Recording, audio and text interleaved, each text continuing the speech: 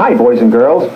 Alright guys, Kia says they're sending me a Sorento. The base price starts around $29,000 for those, but this X-Line SX Prestige all-wheel drive, I'm told it costs a lot more.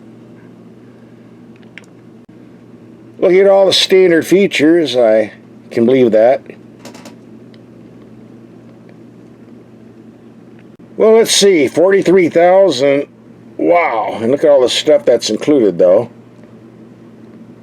Included.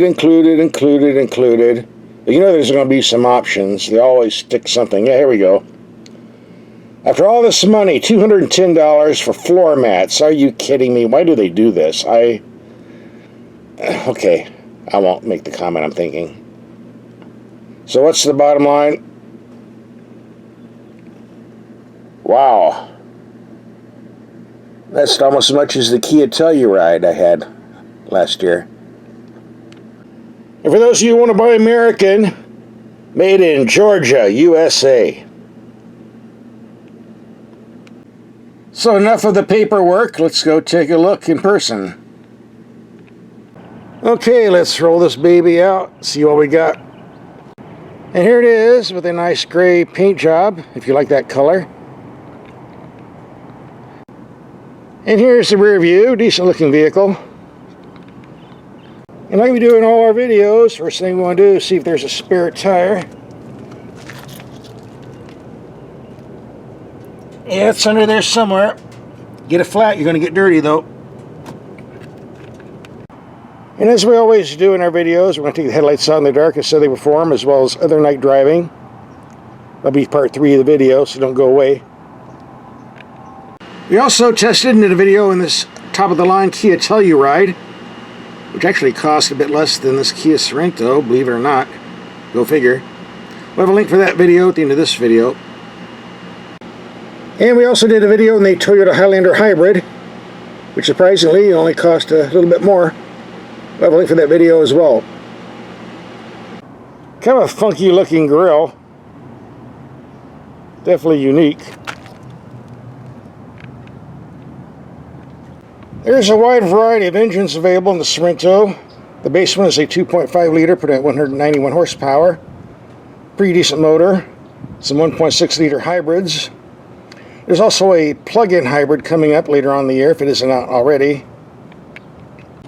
This here is top of the line, 2.5 liter turbo, 281 horsepower, 311 pounds-feet of torque, hooked to a nice 8-speed dual clutch automatic transmission. Fuel economy 22 in the city, 27 on the highway, 24 overall. They say we'll take this out in the real world and see what the real numbers are real soon. Stick around. Let's take a look in the cabin. I'm happy to see the doors come all the way down to the bottom, which keeps the rocker panels nice and clean. We were lucky enough to get this nice leather package. This is some good hide here. Looks almost identical to the stuff we had in the Infiniti QX80 a few days ago. That was an $89,000 vehicle. Mat pockets on both seats. And for such a small vehicle, I was surprised to get third row seating here. But you can have it if you want it. For kids and monkeys only. And with 6 bucket seats, that makes this a 6-passenger. I tested one of these Sorentos last year, the X model in fact, and had a few gripes. I see the gripes are still here. For example, the fake wood panel. Come on, guys. Back in the 1970s, these were popular along with vinyl roofs and opera windows, but we don't need this nowadays. Come on. And here's an interesting setup. We get a 12-volt plug-in in the second row seating. Okay, nothing wrong with that. Another socket for the third row seats. Nothing wrong with that. But if you want, plug one in the front row seats, like your radar detector or spotlight or something like that. You don't have an outlet. Doesn't make any sense. That means if I want to plug this in, it's really not going to reach in the second row unless I have an extra long cord. You have all this cord tangling stuff, and, well, bottom line, you don't have an outlet for this in the front row, which makes no sense. You do get these plug-ins, but that isn't much help when you have a cord like this. Other than that, no complaints. The glove box has lots of room. You take the owner's manual out of the glove box, that is, you'll have more.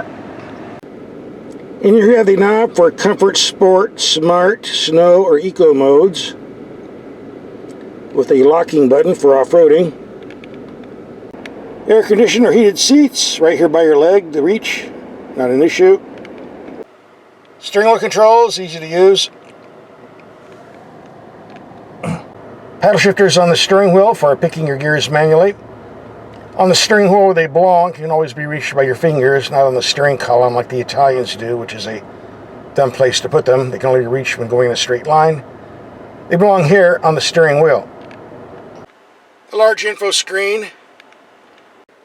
The sun visors slide back and forth to block out sun through the side windows. On some vehicles, they don't. On this one, it does. A bit more glare on the gauge cluster than I would like, but oh well. And when you change the drive modes, you get a light show, which looks better in the dark. We'll be looking at later when we do the driving in the dark with the night video test. And 286 miles of mixed commuting, almost 22 mpg.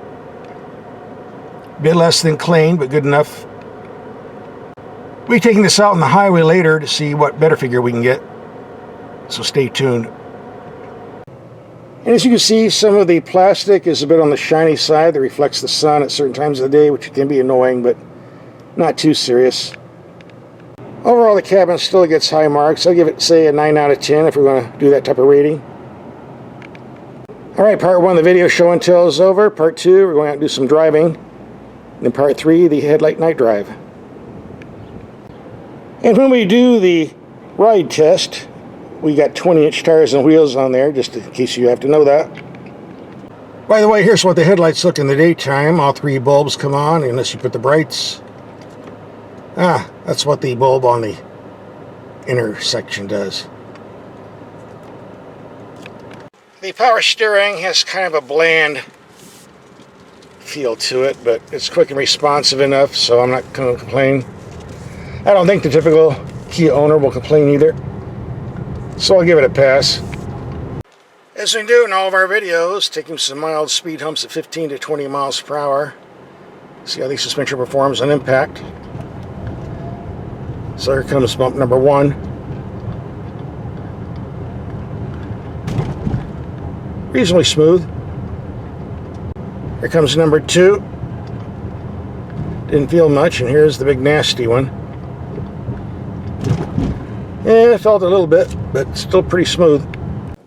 I'm not always a fan of turbo 4 engines. Some are good, some are bad. This one's pretty decent. Takes about a second to spool up from a stoplight, but once it gets going, it gets going.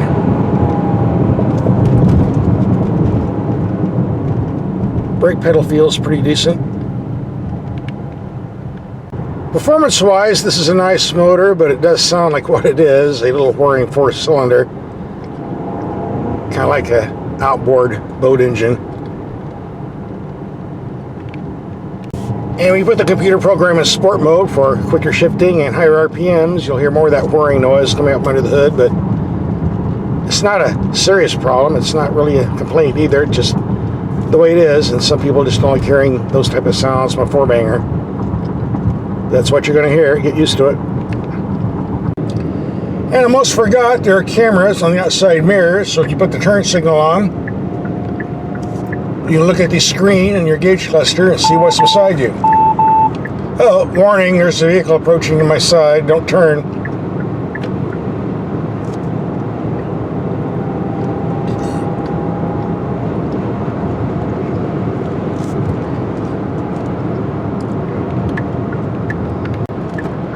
This is a nice feature to have. I think all vehicles should. A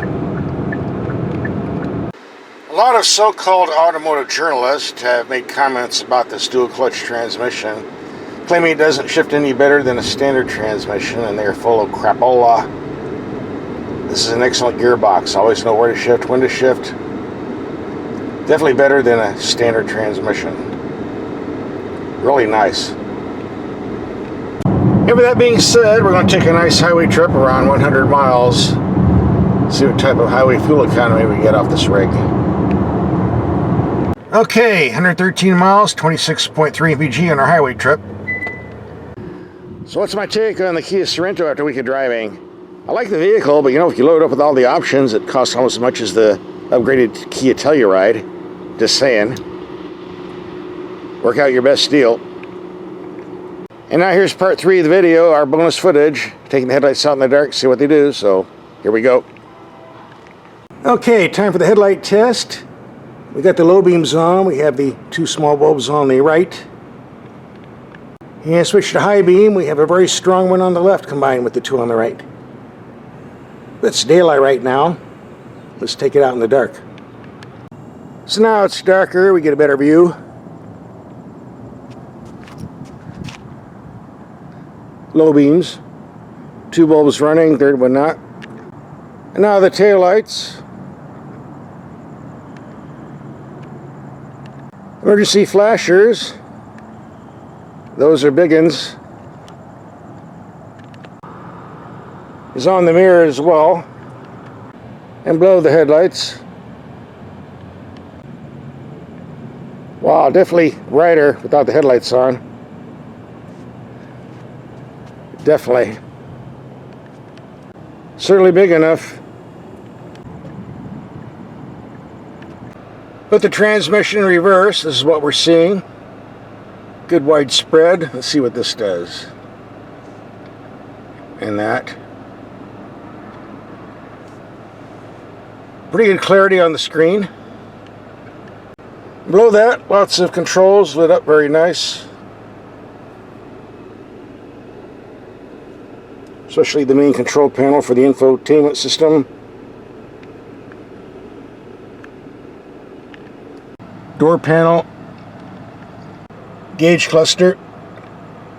Okay, going to the headlights. We have the low beams on a wall 33 yards away, or 100 feet. Pretty bright. Height, not as much as I would like. We prefer over the bushes. Go to high beam.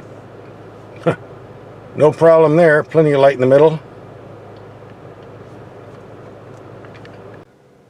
Okay, lighting up the street. Low beam. High beam. And you're in my way. Okay, let's try that again. Low beam. High beam really reaches out there. Low beam not so much. Okay for city driving, but higher speeds you want this.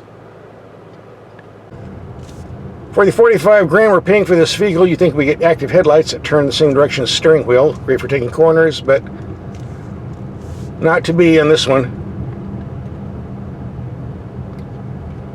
That's okay, they're bright enough. If you watch my videos, you know one thing I cannot stand are auto-dimming rear view mirrors, especially those that don't have a button to disconnect them.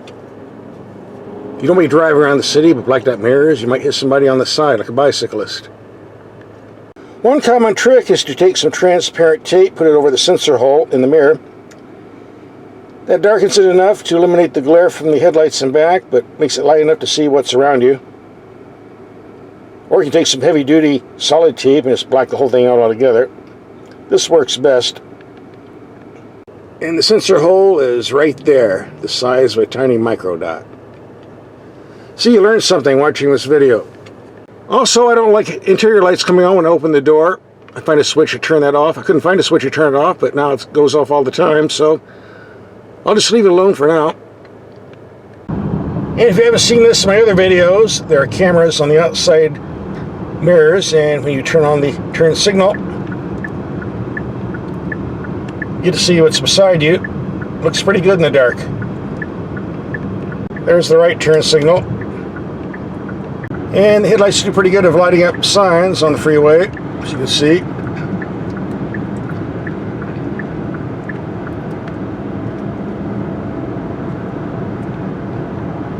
And they do a pretty good job when driving down creepy night neighborhoods.